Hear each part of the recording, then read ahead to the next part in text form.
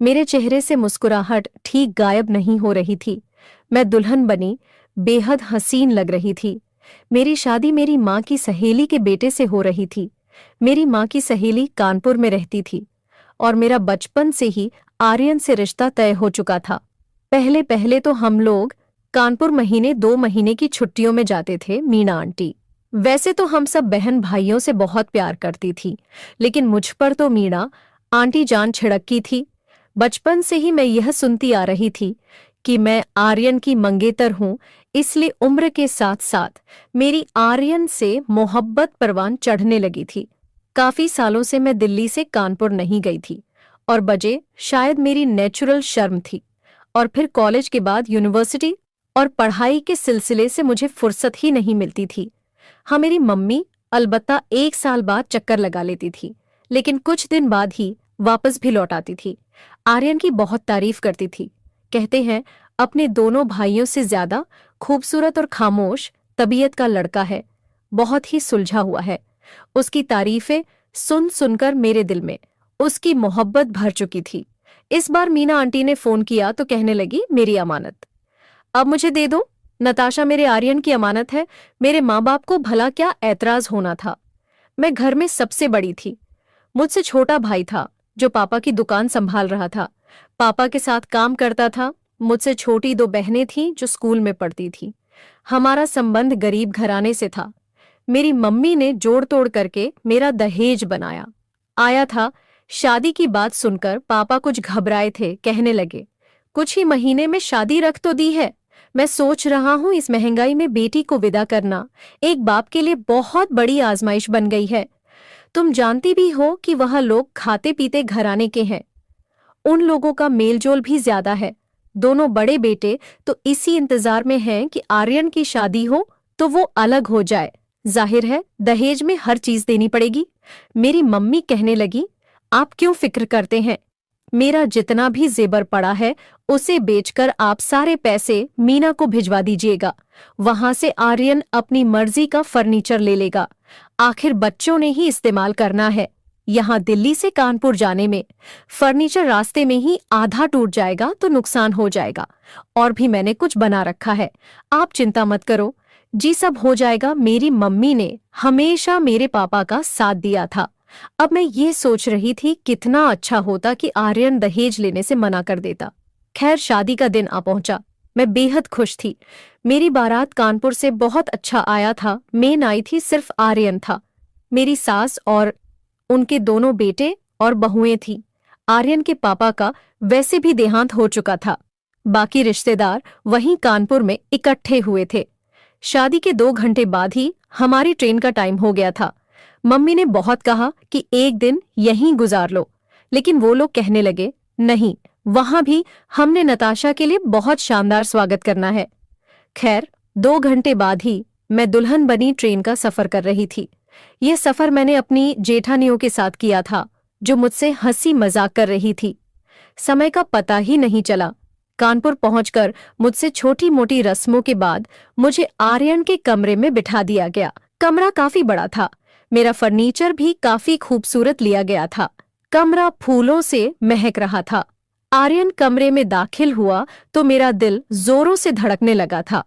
अब तक मम्मी से मैंने आर्यन की इतनी तारीफें सुनी थीं। मुझे लगता था वह एक खूबसूरत हैंडसम लड़का होगा, देखने में हजारों में एक होगा। मुझे तो अपनी किस्मत पर जितना भी गर्व होता उतना कम था। आर्यन कमरे में आया और मेरे सामने आकर बैठ गया। मैंने फौरन नजरें झुका ली। 10 मिनट तक वह मुंह से कुछ नहीं बोला था, ना मेरी तारीफ में न मेरी मोहब्बत में। न जाने क्यों मुझे यह महसूस हुआ जैसे वह लंबे लंबे सांस भर रहा है। मैंने धीरे से नजर उठाकर देखा तो उसकी आंखें न जाने किस जज्बे से लाल हो रही थी। बहुत ही बदहवास लग रहा था।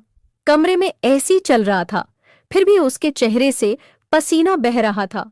मैं समझ नहीं पा रही थी उसकी यह हालत क्यों हुई है। मैंने कहा, आर्यन, आपकी तबीयत तो ठीक है? मेरे कहने पर उसने मेरा हाथ पकड़ लिया। कहने लगा, मोहब्बत करती हो मुझसे? आर्यन के सवाल पर मैं एकदम शर्मा गई। मैंने धीरे से हाँ में सिर हिला दिया। मैंने कहा, हाँ, मोहब्बत करती हूँ आपसे, तभी तो आज आपकी पत्नी बनी, आपके सामने बैठी हूँ। मेरा यह कहना था। उसने मेरा हाथ जोर से दबोच दिया। उसने मेरा हाथ इतनी जोर से दबाया था कि मैं चिल्ला उठी। मैं समझ नहीं पा रही थी आखिर वो क्या कर रहा है। मैंने कहा, मुझे दर्द हो रहा है। आर्यन, मेरा हाथ छोड़ो। कहने लगा, मुझे भी बहुत हुआ था, बहुत तकलीफ हुई थी। मुझे लग रहा था जैसे वो आदमी अपने होशो हवास में ना हो। कहने लगा, मोहब्बत का दूसरा नाम दर्द है। तकलीफ है, परेशानी है। तुम्हें मेरी मोहब्बत चाहिए तो दर्द तो सहना पड़ेगा। मेरे जुनून को अपने बदन पर बर्दाश्त करना पड़ेगा। मोहब्बत तो यही होती है। मैं सोच भी नहीं सकती थी मेरी शादी की रात ऐसी भी गुजरेगी। ऐसी कौन सी तकलीफ नहीं थी जो उसने मुझे उस रात नहीं दी थी।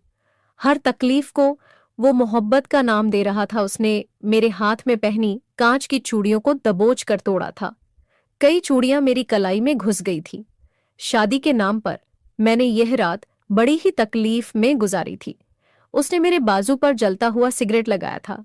जब मैं चिल्लाने लगती तो मेरे मुंह पर हाथ रख देता। कहने लगता, तुम्हारी आवाज बाहर ना जाए, बाहर किसी को नहीं पता चलना चाहिए। हमारे बीच मोहब्बत हो रही है, पति पत्नी का पर्दा होता है। मेरी मोहब्बतों को सहने की आदत डाल लो, क्योंकि मेरी मोहब्बत तो ऐसी ही होती है जो मतलब आर्यन ने मुझे मोहब्बत का समझाया था और बताया था। मुझे मोहब्बत शब्द से नफरत हो चुकी थी। सुबह तक मैं अपनी उजड़ी हुई हालत पर रोती रही और वह आराम से बेखबर सो रहा था। पूरे बेड पर मेरी चूड़ियां बिखरी पड़ी थी। मेरी जिंदगी की तरह शादी की यह रात हर लड़की के लिए यादगार होती है और पति पत्नी मिलकर इसे और भी खूबसूरत बनाते हैं ताकि यह रात पूरी जिंदगी याद रह सके। लेकिन मैंने इतनी तकलीफ सही थी कि चाहकर भी मैं अपनी सिसकियां रोक नहीं पा रही थी। कुछ देर बाद ही कमरे के दरवाजे पर दस्तक हुई थी। मैं अपनी बिखरी हालत के साथ कमरे का दरवाजा नहीं खोल सकती थी, क्योंकि मेरे कपड़े तक उस आदमी ने बेदर्दी से फाड़ दिए थे। वो इंसान नहीं था, बल्कि ऐसा लगता था कोई भूखा बेड़िया है। उसने तो मुझे कपड़े बदलने तक का रात को मौका नहीं दिया था। मैं जैसी बैठी थी मुझ पर वैसे ही टूट पड़ा था और अपना जुनून उसने मेरे बदन पर निकाला था। मैंने अलमारी से अपने कपड़े निकाले और वॉशरूम में चली गई।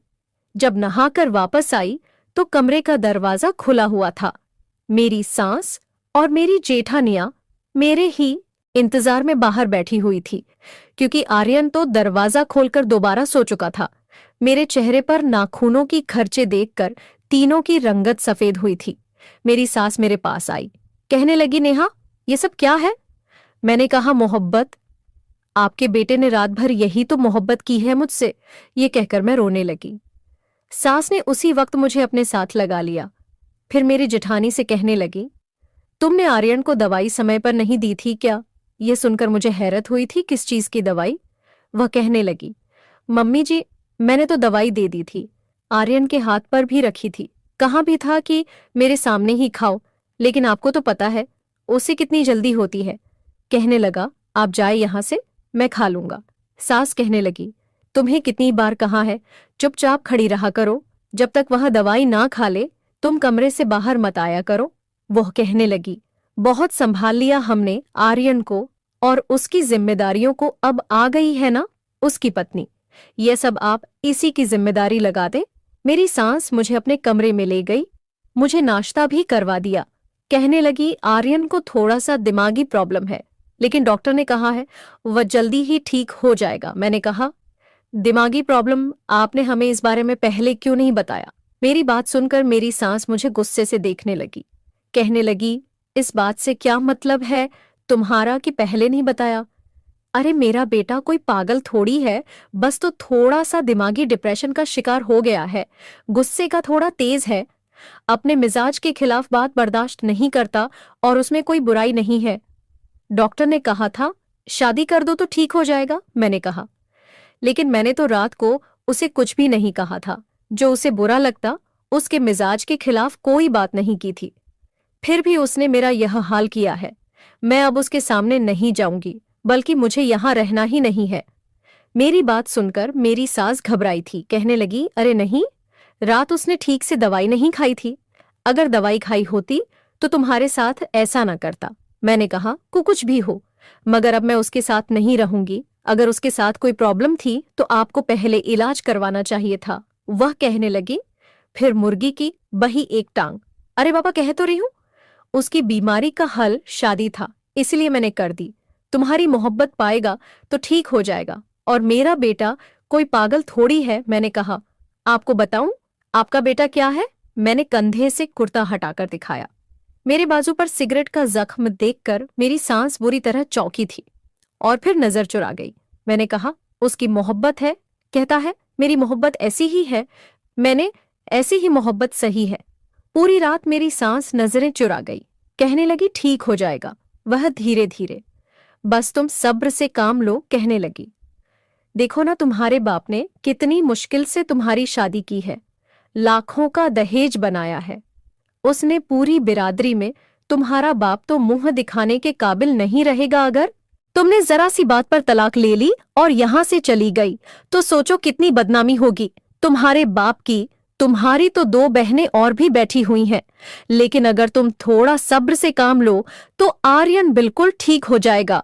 डॉक्टरों का ऐसा कहना है, और उसका इलाज शादी ही था, तो शादी के बाद वह ठीक ही हो जाएगा। मैं चुप हो गई थी। शादी तो मेरे बाप ने वाकई कर्ज उठाकर की थी, किसी चीज की कोई कमी नहीं छोड़ी थी। हर चीज एक से बढ़कर एक दी थी। मेरे बाप की तो कमर ही झुक गई थी एक मेरी शादी करने में। मैंने सोचा, सास की बात इतनी भी गलत नहीं है, मुझे थोड़ा सब्र से काम लेना चाहिए। उसके बाद कई दिन तक आर्यन ने मुझे छुआ तक नहीं था, क्योंकि खुद भी मैं बहुत घबराई हुई थी। उसके मुंह से निकला हुआ एक भी शब्द मेरे लिए हुक्म की तरह होता था। वह कहता, दिन को रात कहो, तो मैं दिन को रात कह देती थी, क्योंकि मेरी सांस के अनुसार यही उसका इलाज था। एक दिन कहने लगा, मेरे लिए मीठे फ्रेंच टोस्ट बनाओ और मेरे खाने में मिर्ची मत डालना। मैं फौरन से किचन में आ गई। नाश्ता बनाकर जब मैं कमरे में गई तो वो सो चुका था। मैंने उसका नाश्ता ढक दिया और बाहर किचन में आ गई। उसके लिए खाना बनाने लगी, क्योंकि मेरी सास ने बताया था उसके खाने में मिर्ची नहीं डालनी। मैंने उसके लिए फीका खाना बनाया। अभी उसका खाना बनाकर फ्री हुई थी कि कमरे से चीखने चिल्लाने की आवाजें आने लगी। मैं फौरन से भागती हुई कमरे में गई थी तो मेरी सास वहां पहले से मौजूद थी। आर्यन कह रहा था कि नताशा से बोले कि आज के बाद मेरा नाश्ता न बनाए। मैंने कहा भी था, मुझे मीठे फ्रेंच टोस्ट बनाकर दे, और उसने इसमें मिर्ची डाल दी। मैंने कहा, मैं मिर्ची क्यों डालूंगी? कहने लगा, इसीलिए ताकि मैं कभी भी ठीक न हो सकूं। माँ, ये मेरी दुश्मन है, मुझसे दुश्मनी निकाल रही है। मैं तो हैरान और परेशान सी खड़ी थी। मेरी सांस मुझे घूरने लगी और बोली, शर्म नहीं आती तुम्हें? मैं तुम्हारा कितना साथ दे रही हूं, और एक तुम हो कि मेरे बेटे की दुश्मन बनी बैठी हूं। मैंने कहा, मम्मी जी आप ये खाकर देखिए, मैंने इसमें चीनी डाली थी। वो कहने लगा, हाँ हाँ खाकर देख लो कितनी मिर्ची है इसमें। जब वो टोस्ट मेरी सास ने खाया तो सी सी करने लगी, उसमें तो सच में मिर्ची थी। कहने लगी, ये देखो ऊपर से ही नजर आ रही है। क्या चाहती हो तुम? मेरे बेटे को मारना चाहती हो? मैं बेहद परेशान थी। मैंने कहा, नहीं, मैंने ये मिर्ची नहीं डाली। वो कहने लगा, फिर किसने डाली? तुम ही मेरा नाश्ता यहाँ पर रखकर बनाकर गई थी। मेरी सास ने मुझे बहुत डांटा था। आर्यन मेरे हर काम में कीड़े निकालने लगा था, लेकिन मुझे समझ नहीं आया टोस्ट में मिर्ची डाली किसने थी, क्योंकि मैंने तो मिर्ची नहीं डाली थी। लेकिन मुझे जल्दी ही पता चला था कि वह मिर्ची आर्यन नहीं डाली थी। मैं कपड़े निकालती तो कपड़े इस्त्री करती तो पूरे कपड़े दोबारा जमीन पर फेंक देता। कहता, नहीं, दोबारा से इस्त्री करो, अच्छे से इस्त्री नहीं किए हैं। तुम्हें कब अक्ल आएगी? तुम क्यों मेरी जिंदगी को नर्क बनाने चली आई हो? निकल जाओ मेरे घर से। मैं 1 महीने में ही सूख कर कांटा हो गई थी, क्योंकि आर्यन जो कुछ करता था मुझसे बर्दाश्त नहीं होता था।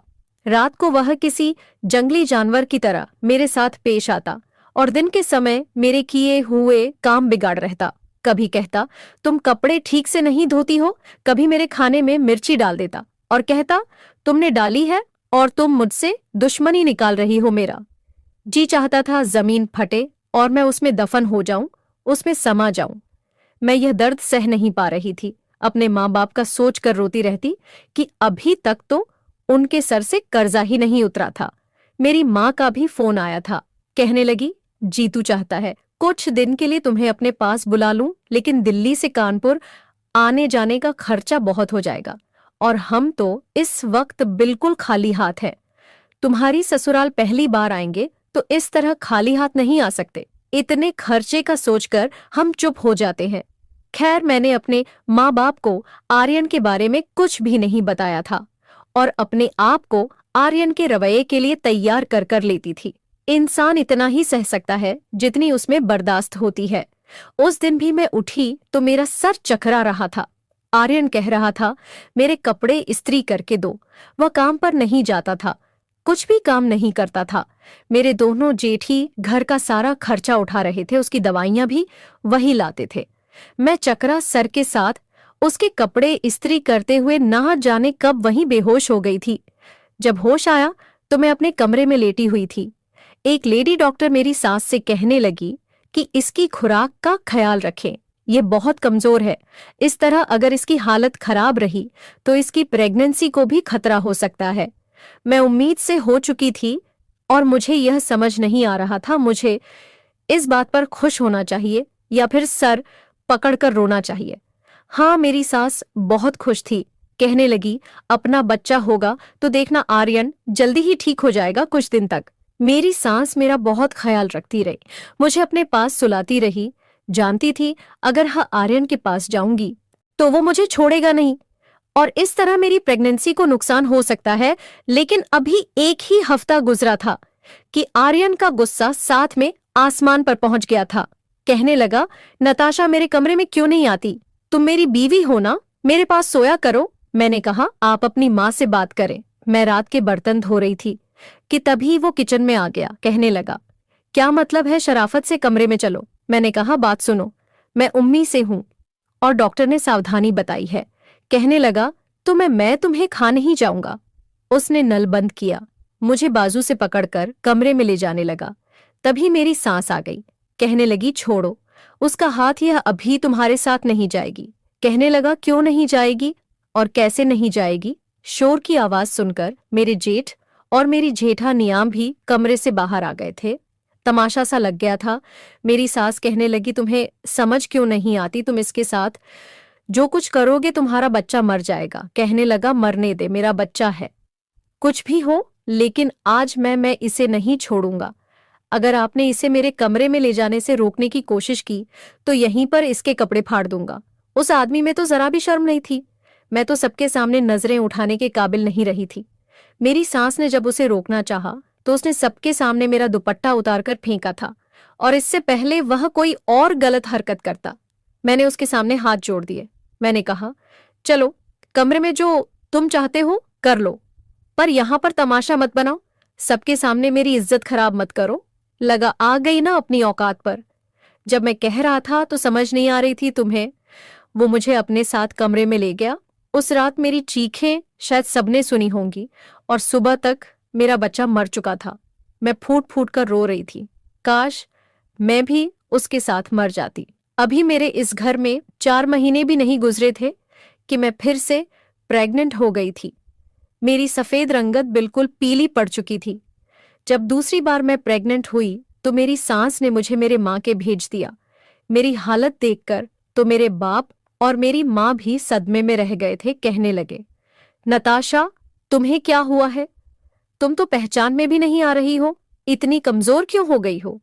मैंने कहा, शायद उम्मीद से हूं, इसीलिए कमजोर हो गई हूं। मेरा भाई मुझे रोज फल लाकर देता। मेरे पापा ने खासकर मेरे लिए जूस वाले से कह दिया था कि मेरी बेटी के लिए रोज ताजा जूस देकर जाना। मेरे पापा मेरी माँ से कहते, मेरी बेटी का ख्याल रखो, देखो इसकी क्या हालत कर दी है। उन लोगों ने, मेरी माँ मुझसे पूछती, आखिर तुम्हें परेशानी क्या है? क्या तुम उन लोगों में खुश नहीं हो?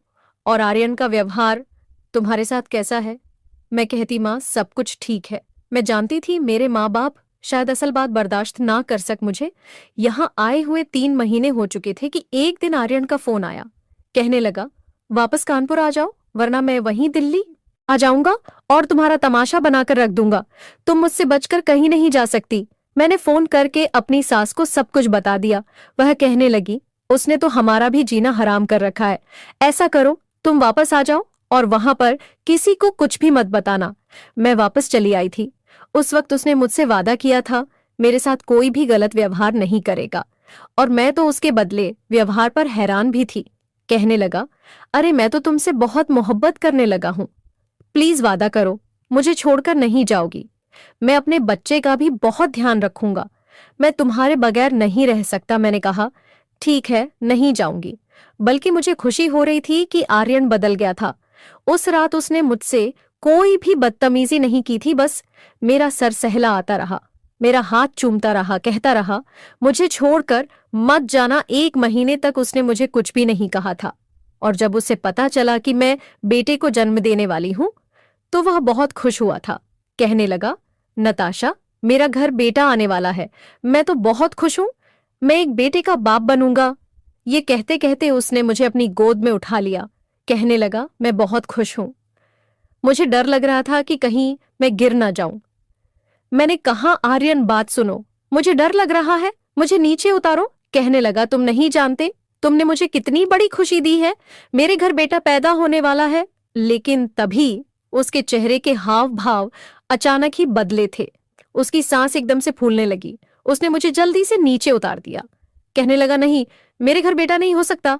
मैं तो हैरान रह गई थी कि अभी यह खुश था और अभी क्या हुआ है। एकदम बदहवासी का शिकार होने लगा था। कहने लगा, मेरा बेटा होगा तो उसके साथ भी वही सब कुछ होगा जो मेरे साथ हुआ था।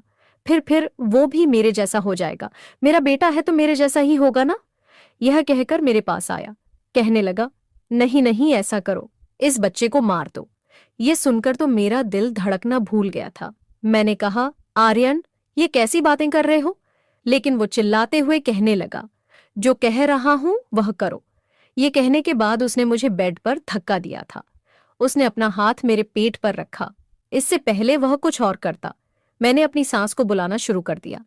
मेरी चीख पुकार सुनकर मेरी सांस, मेरी दोनों जेठा नया आ गई और आर्यन को फौरन मुझसे पीछे हटाया था। मेरी सांस कहने लगी, नताशा, मेरे कमरे में जाओ। लेकिन वह यही कह जा रहा था, मुझे बेटा नहीं चाहिए, मुझे बेटा नहीं हो सकता। मुझे बेटा होगा तो उसके साथ भी वही सब कुछ होगा जो मेरे साथ हुआ था। इसका मतलब था कि उसके साथ कुछ तो हुआ था। वो यूं ही पागल नहीं हुआ था, कोई ना कोई वजह जरूर थी। कुछ देर तक उसके चिल्लाने और रोने की आवाजें आती नहीं, मगर धीरे धीरे आवाजें खत्म हो चुकी थीं। एकदम सन्नाटा छा चुका था। मैं अपनी सांस के कमरे में, अपना दिल था, मैं ही बैठी हुई थी। मेरी सांस आर्यन के ही कमरे में थी। कुछ देर बाद वह आई और कहने लगी, अब वो सो गया है, उठेगा तो थोड़ा ठीक हो जाएगा। मैंने कहा, मम्मी जी, उसके साथ क्या प्रॉब्लम है? वह बार बार क्यों कहता है कि उसके साथ जो कुछ हुआ है उसके बेटे के साथ भी होगा? आखिर उसके साथ क्या हुआ है? आप मुझे बताएं। ये सुनकर मेरी सांस रोने लगी। कहने लगी, क्या बताऊं तुम्हें? मैंने कहा, जो भी आर्यन के साथ हुआ है मुझे सच्चाई बताएं। मेरी सांस कहने लगी, वो नया नया कॉलेज गया था, तो कॉलेज में उस समय बड़ी पार्टीबाजी चल रही थी। लड़कों ने अलग अलग गिरह बनाए हुए थे। इलेक्शन जारी थे, इसीलिए हर पार्टी के लड़के दूसरे लड़कों से यही कहते कि वो उनकी पार्टी को वोट दे। ये शुरू से ही गुस्से का तेज था।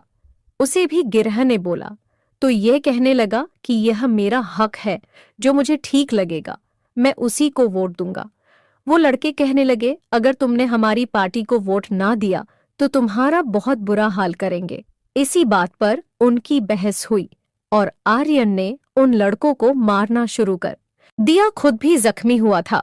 लेकिन उस समय बात आई गई हो गई थी, लेकिन कुछ बाद ये कॉलेज गया तो वापस नहीं आया। 2 दिन यूं ही गुजर गए थे। हम लोग बहुत परेशान थे कि आखिर वह गया तो गया कहाँ। हर जगह हमने इसे ढूंढ लिया था, लेकिन यह नहीं मिला। 2 दिन बाद हम पर कयामत बनकर टूटी थी। उसके बाद वह जख्मी हालत में हमें दरवाजे के पास ही मिला था। बुखार में तप रहा था, मुंह में न जाने क्या क्या बड़बड़ा जा रहा था। हम उसे अस्पताल लेकर गए। उसके दिमाग पर न जाने किस बात का बहुत बड़ा सदमा लगा था। उस वक्त तो मेरा बेटा हर चीज से डरता था, घबराता था, यहाँ तक कि अपने भाइयों और अपने बाप को देखकर भी चीखने चिल्लाने लगता। लेकिन हम लोग समझ नहीं पा रहे थे उसके साथ हुआ क्या है, क्योंकि जाहिर में वह ठीक था। और फिर जब उसे हम एक दिमागी डॉक्टर के पास लेकर गए तो हमें मालूम हुआ कि उसके साथ क्या जुल्म हुआ था। यह कहकर मेरी सास चुप हो गई। मैंने कहा, बताए ना मम्मी जी, क्या हुआ था? आर्यन के साथ वो रोने लगी, कहने लगी जिन लड़कों से उसकी लड़ाई हुई थी उन्होंने कॉलेज के कमरे में ले जाकर मेरे बच्चे के साथ जुल्म की था। 2 दिन तक उसे अपनी हवस का निशाना बनाते रहे। मेरा बेटा तो 12वीं क्लास में था। उसकी उम्र अभी इतनी ज्यादा नहीं थी। उसका तो इन बातों की तरफ ध्यान तक न था। इसलिए इन बातों ने और इस तरह के जुल्म ने मेरे बेटे के जिस्मानी घाव के साथ साथ उसके दिमाग पर भी घाव किए थे। उसका कोई भाई भी अगर उसका हाथ पकड़ लेता तो वह समझता शायद मेरा भाई भी मेरे साथ अपनी इच्छा पूरी करना चाहता है। वो यूं डरता जैसे कि लड़की हो। उसका इलाज हम करवा करवा कर थक चुके हैं और बहुत चाहा कि वो अपने आगे की पढ़ाई भी कर ले, लेकिन वह किताब को हाथ भी नहीं लगा सका। कॉलेज के नाम पर रोने लगता था, कहता था कॉलेज नहीं जाऊंगा। उसके पापा उसे दुकान पर ले जाने लगे, लेकिन वहां भी उसका यही हाल था। उसको हर चलता फिरता लड़का जो उसकी तरफ एक नजर भी देख लेता, उसे यही लगता कि यह उसे अपनी हवस का निशाना बनाना चाहता है। उसे इसलिए देख रहा है ताकि उस पर जुल्म कर सके। यह दुकान पर भी चीखने चिल्लाने लगता, डरकर अपने पापा के पीछे छुप जाता और इसीलिए घर पर रहने लगा था। हमें इसका इलाज डॉक्टर से करवा रहे थे। डॉक्टर कहते थे कि शादी हो गई तो ठीक हो जाएगा। मैंने कहा मम्मी जी कितने सालों से वह इस बीमारी में घिरा हुआ है और आपने हमें बताने की भी कोशिश नहीं की। मेरी सास कहने लगी लेकिन मैं क्यों बताती, किसी को मेरे बेटे में कोई ऐप थोड़ी है, उसकी कोई गलती नहीं थी। मैंने कहा लेकिन फिर भी वो कहने लगी बस मेरे बेटे को इल्जाम मत दो, तुम्हारी मोहब्बत और तुम्हारा ध्यान पाकर वो ठीक हो जाएगा। और मैं यह सोच रही थी कि उसको कौन सी मेरी तवज्जो और प्यार चाहिए। वो आदमी तो सुनता ही नहीं था। मैं अब समझ गई थी कि उसके अंदर जुनून और दर्द देने की वजह क्या है, क्योंकि उसने मर्दों से दर्द सहा था और उसी चीज का बदला वो मेरे शरीर को नोच नोच कर लेता था। मेरा रोना, दबी दबी चीखें उसे सुकून देती थी। मेरे आंसू देखकर वो पागल हो जाता था, कहता था मोहब्बत दर्द सहने का नाम है और मेरी मोहब्बत पर जब तुम रोती हो तो मुझे और भी प्यारी लगती हो। मैं उसके सामने जब हाथ जोड़ देती कि भगवान के लिए आर्यन मेरे हाल पर दया करो, यह भी सच था कि वह मुझसे मोहब्बत भी करता था। अगर मैं उसे कहीं नजर न आती तो पूरा घर सर पर उठा लेता था, लेकिन मुझे चैन से जीने भी नहीं देता था। मैं जिस बात से मना करती वह वही काम करता। मैं एक जीती जागती इंसान थी। एक दिमागी मरीज की जुनून का निशाना कब तक बन सकती थी। मैंने जब एक बेटे को जन्म दिया तो सब खुश थे सिवाय आर्यन के। उसकी हालत अजीब सी थी। कहता था ये बड़ा होकर मुझ जैसा हो जाएगा, इसकी शक्ल भी मेरे जैसी है, नसीब भी मेरे जैसा होगा, मैं इसे अभी गला घोटकर मार डालूंगा। बड़ी मुश्किल से मेरे दोनों जेठ ने उसे पीछे किया था। मेरी आंखों से आंसू बह रहे थे। मैंने अपने बच्चे को अपने सीने से लगा लिया था। आर्यन का जुनून तो ठीक होने की बजाय बढ़ता ही जा रहा था। 8 दिन से उसे अलग कमरे में बंद किया गया था, लेकिन वो मुझे ही पुकारता रहता, कहता मेरी नताशा को मेरे पास ले आओ, मैं उसे कुछ भी नहीं कहूंगा। मुझे मेरी नताशा के पास जाना है। वो मुझसे मोहब्बत भी करता था, मुझे दर्द भी देता था। वो दरवाजा जोर जोर से पीट रहा था, दरवाजा खोल दो, मुझे नताशा के पास जाना है। मैं इस कमरे में घुट घुट कर मरना नहीं चाहता। मुझे उसकी हालत पर तरस भी आता था। 8 दिन बाद मैं ही उसके कमरे में खाना लेकर गई थी, वरना तो मेरे जेठ ही लेकर जाते थे। वह हर चीज पटकने लगता, कहता नताशा को बुलाओ, मुझे उसे देखना है, मुझे उससे बातें करनी है। जब तक मैं नताशा को नहीं देख लूंगा मैं खाना नहीं खाऊंगा। और जब मैं उसके कमरे में खाना लेकर गई उसकी हालत देखकर मेरे आंसू बहने लगे थे। मेरे दोनों जेठ ने उसे कुर्सी पर बांध रखा था, क्योंकि वो जब भी बेकाबू होता तो वह अपने भाइयों को भी मारता पीटता था। वो मुश्किल से उसे संभालते थे। उसकी रंगत पीली पड़ चुकी थी, रो रो कर आंखें लाल थी। मुझे देखकर उसके चेहरे पर मुस्कुराहट फैल गई। कहने लगा आ गई तुम, मेरा ख्याल आ गया तुम्हें मुझ पर तरस नहीं आता। मैं तुमसे मोहब्बत करता हूं, इधर मेरे पास आओ। मैं डरते डरते उसके पास आई, अपने दोनों हाथों से रोटी का निवाला बनाकर उसके मुंह के करीब ले गई। वो कहने लगा मेरे हाथ खोलो, मुझे दर्द हो रहा है। मेरे बड़े भाई बहुत बुरे हैं, देखो कितनी कसके रस्सी बांधी है, देखो मेरे हाथ जख्मी हो गए हैं। लेकिन मेरे जेठ ने मुझे मना कर दिया कि इसके हाथ मत खोलो वरना यह काबू से बाहर हो जाएगा। मैंने कहा, पहले आप खाना खा लें, फिर मैं आपके हाथ खोल दूंगी। उसने मेरे हाथ से खाना खाया। कहने लगा, मेरे करीब आओ। मैं उसके पास होकर बैठ गई। कहने लगा, मेरे पास बैठी रहो, मुझसे दूर मत जाया करो। मैंने उसकी आंखों से बहने वाले आंसू अपने हाथों से साफ किए थे। उसके बिखरे बालों को सही किया था। कहने लगा, भगवान के लिए मेरी रस्सियों को खोल दो। मैं तुम्हें कुछ नहीं कहूंगा। तुम मेरी पत्नी हो। मैं तुमसे मोहब्बत करता हूं। तुमसे कुछ नहीं कहूंगा। मेरे हाथ खोल दो। मैंने उसके हाथों की रस्सियां खोल दी। खुद को आजाद पाकर उसने मुझे अपनी बाहों में समेट लिया, अपने सीने से लगाकर जोर से भींचारी से कि मैं अगला सांस नहीं ले पा रही थी, क्योंकि उसकी यही तो मोहब्बत थी, दर्द देने वाली। कहने लगा, मेरा बस चले तो मैं तुम्हें अपने अंदर समेट लूं। इतनी मोहब्बत करता हूं तुमसे, फिर भी तुम मुझसे दूर भागती हो। उसने अपने दोनों हाथों से मेरे चेहरे को भर लिया था। कहने लगा, मुझे छोड़कर तो नहीं जाओगी ना? मैंने ना में सिर हिला दिया। मैंने कहा, मैं कहाँ जा सकती हूँ? तुम्हें छोड़कर कहीं भी तो नहीं। फिर वो अपना मुंह मेरे गर्दन के पास ले गया और उसके बाद मेरी चीखें इस कदर तेज थीं कि मेरे ससुराल वाले इकट्ठे हो गए। इस बार उसने मेरी गर्दन पर इतनी जोर से काटा था कि खून निकलने लगा था। उस पर जुनून इस कदर बढ़ चुका था कि सबके छुड़ाने पर भी वो मुझे छोड़ नहीं रहा था। कहने लगा, जाओ यहां से। मुझे अपने पागलपन को इस लड़की पर ही उतारना है। ये मेरी पत्नी है। मुझे इससे दूर रखोगे तो मुझे जब जब मौका मिलेगा मैं इसे अपने जुनून का निशाना बनाऊंगा।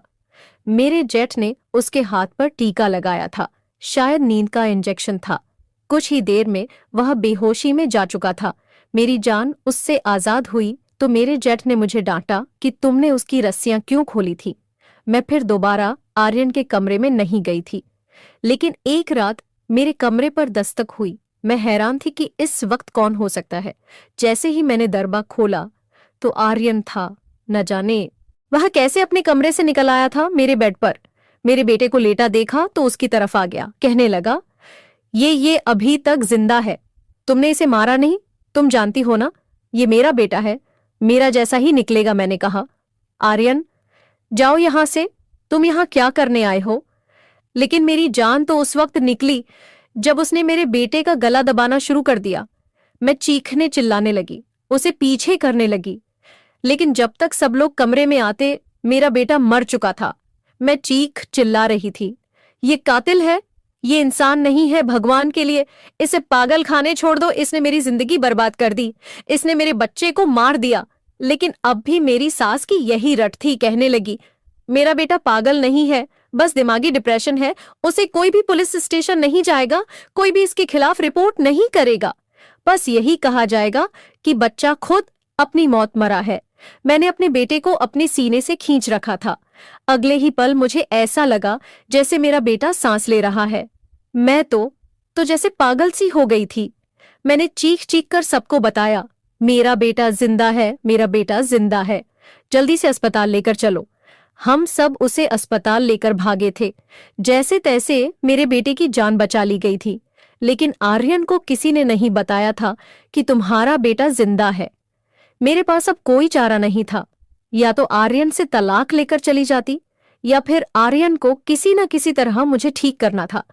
मैंने एक चांस 100 लेना चाहा आर्यन को ठीक करने का। मैंने एक बेजान गुड्डे को सफेद कफन में लिपैट कर आर्यन के हाथ में दे दिया। मैंने कहा, ये लो आर्यन, तुम्हारा बेटा मर चुका है, जाओ जाकर इसे दफना दो। आज तुम्हारे अंदर के जानवर को सुकून मिल जाएगा कि तुमने खुद अपने बेटे को अपने हाथों से मार दिया।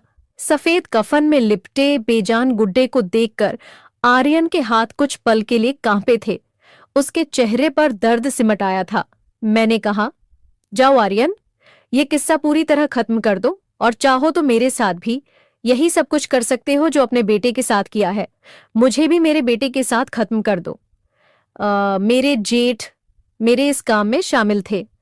वह आर्यन को लेकर मेरे बच्चे को दफनाने के लिए चल पड़े और जब बच्चे को दफनाने के लिए मेरे जेठ ने उस मिट्टी को खोदा और उसे मिट्टी में रखा तो आर्यन चीखने लगा था, चिल्लाने लगा था, जोर जोर से रो रहा था। मेरा बेटा नहीं मर सकता, मेरा बेटा मर नहीं सकता, ये मेरा बेटा है, मेरा खून है। ये कैसे हो सकता है? मेरे जेठ ने कहा। खुद तुमने अपने हाथों से मारा है उसे। अब तुम्हें किस बात का दुख है? इतनी देर में ही उस बेजान गुड्डे को मेरे जेठ जमीन के अंदर रख चुके थे। लेकिन आर्यन पर तो पागलपन का दौरा सवार था।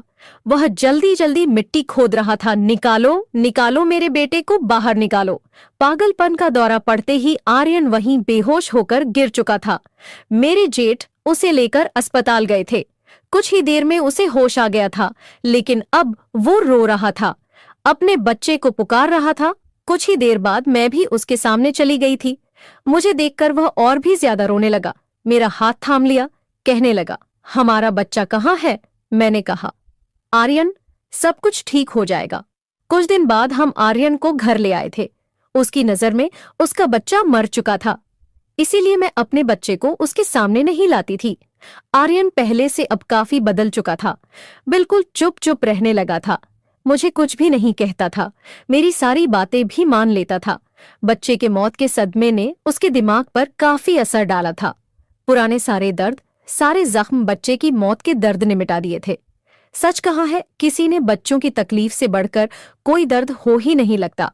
और शायद अपने बच्चे की मौत का दर्द उसके सारे दर्द और तकलीफों पर भारी था। वह हर वक्त अपने बच्चे को याद करके रोता रहता था। मेरी सास मेरे बच्चे का ख्याल रखती थी। एक दिन जब मेरा बच्चा रोया तो उसके रोने की आवाज आर्यन के कानों में पड़ी थी। वो एकदम उठकर बैठ गया, कहने लगा, नताशा देखो, मेरा बच्चा रो रहा है।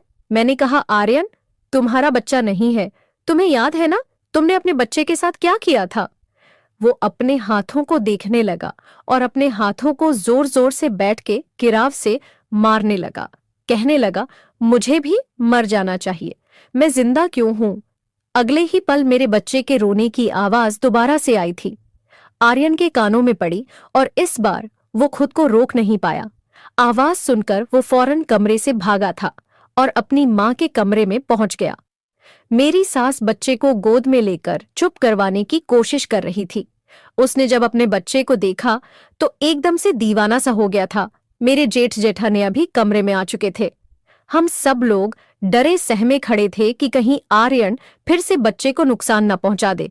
लेकिन आर्यन अपने बच्चे को गोद में लेकर उसे बेतहाशा चूमने लगा, अपने सीने से लगा लिया, कहने लगा, मुझे पता था मेरा बच्चा मर नहीं सकता, मेरा बच्चा जिंदा है। वो रो रहा था। अब उससे छुपाना बेकार था कि उसका बच्चा मर चुका है। मैं अब अपने बच्चे को लेकर अपने कमरे में ही रहने लगी थी, लेकिन फिर भी मुझे बहुत ज्यादा डर लगता था कि कहीं आर्यन बच्चे को फिर से नुकसान ना पहुंचा दे। लेकिन अब आर्यन बच्चे को कोई नुकसान नहीं पहुंचाता था। हर वक्त उसे गोद में लिए उसे चूमता रहता, उसे करता। मुझे भी अब बहुत ही प्यार मोहब्बत से पेश आता था। बच्चे की मोहब्बत ने आर्यन को बिल्कुल बदल कर रख दिया था। आज मेरे बेटा 2 साल का हो चुका है। आर्यन अपने पिछले सारे दुखों को भूल गया है और वह अपने बच्चे की परवरिश में पूरे दिल से लग चुका है और मेरा भी बहुत ख्याल रखता है। दोस्तों, ये एक सच्चा हादसा था जो मैंने आप लोगों को सुनाया है। लेकिन आप लोगों से एक सवाल भी है, क्या इस तरह के दिमागी मरीज लोगों का इलाज शादी है? नताशा की किस्मत अच्छी थी या फिर बच्चे की किस्मत थी कि वह बच गया था और आर्यन भी ठीक हो गया था? लेकिन बहुत सारे केस ऐसे होते हैं जहां इस तरह के पेशेंट ठीक नहीं होते और ऐसे में लड़की की जिंदगी बर्बाद हो जाती है। आप लोगों से बस एक ही सवाल है कि ऐसे लोगों की शादी करनी चाहिए? क्या शादी के बाद ऐसे लोग ठीक हो जाते हैं जब ऐसे बिगड़े हुए लड़के, जिन्हें उनके माँ बाप ही उन्हें सुधार ना सके हो, क्या उसे किसी और की जिंदगी में शामिल कर देना चाहिए, यह सोचकर कि शादी होगी तो वह लड़का खुद ही ठीक हो जाएगा? भगवान के लिए दूसरे की बेटियों के साथ यह घिनौना खेल खेलना छोड़ दें। अपने बेटों की परवरिश अच्छी करें ताकि आने वाली आपको दुआएं दे, बदुआएं नहीं। जैसे कि एक लड़की की परवरिश बहुत अहमियत रखती है, ऐसे ही लड़कों की परवरिश भी बहुत अहमियत रखती है, क्योंकि उन्होंने भी दूसरे की बेटी के साथ जिंदगी गुजारनी होती है। इसलिए पराई बेटी पर जुल्म ना करें, अपने बेटों को सुधारने के लिए अपनी कोशिश करें। किसी बेटी के साथ उसकी शादी ना करे। दोस्तों, कहानी कैसी लगी जरूर बताना। पसंद आई हो तो प्लीज लाइक करना। रोज एक नई कहानी सुनने के लिए हमारे चैनल को भी सब्सक्राइब करना। कहानी को लेकर दोस्तों अपनी राय जरूर दिया करें, जिससे कि हमें पता लगे आप लोगों को हमारी कहानी पसंद आती है या नहीं। कहानी को पूरा अंत तक सुनने के लिए आप लोगों का बहुत बहुत धन्यवाद दोस्तों।